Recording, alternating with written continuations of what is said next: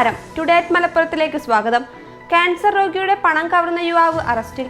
കുറ്റിപ്പുറം മൂടാൽ സ്വദേശി കോരാത്ത് ഇല്ലത്ത് സൽമാനുൽ ഫാരിസാണ് അറസ്റ്റിലായത്.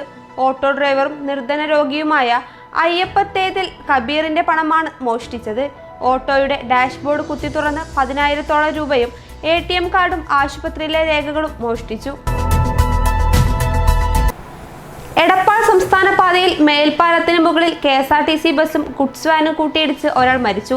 10ഓളം പേർക്ക് പരിക്കേറ്റു.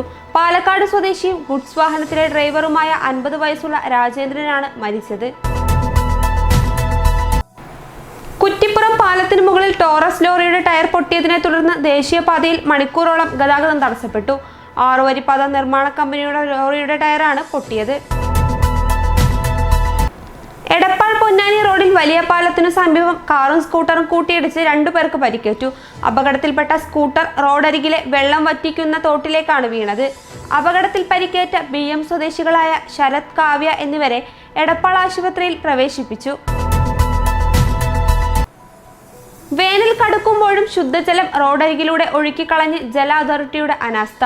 മരക്കലം കുന്നിലെ 3ഇടങ്ങളിലാണ് ശുദ്ധജലം പാഴാകുന്നത്. അധികൃതരെത്തി അറ്റകുറ്റപ്പണി നടത്തിയിട്ടും പരിഹാരമാകുന്നില്ലെന്നാണ് നാട്ടുകാരുടെ പരാതി. 14കാരനെ ലൈംഗികാതിക്രമത്തിന് ഇരയാക്കിയ 33കാരന് 7 വർഷം കഠിന തടവും 31,000 രൂപ പിഴയും ശിക്ഷ. മങ്കട ഇരുമ്പിളിയം പാലക്കാത്തടം പാറക്കൽ വീട്ടിൽ ബാബുരാജിനെയാണ് പെരിന്തൽമണ്ണ ഫാസ്റ്റ് ട്രാക്ക് കോടതി ജഡ്ജി S. സൂരജ് ശിക്ഷിച്ചത്. കേടുവന്ന തെരുവ് വിളക്കുകൾ നന്നാക്കാത്തത് മലപ്പുറം നഗരത്തിൽ രാത്രികാല യാത്രക്കാർക്ക് അടക്കം ദുരിതമായി. പ്രധാന പാതകളിലടക്കം നഗരസഭ മുമ്പ് സ്ഥാപിച്ച തെരുവ് വിളക്കുകൾ പലതും കണ്ണടച്ചു.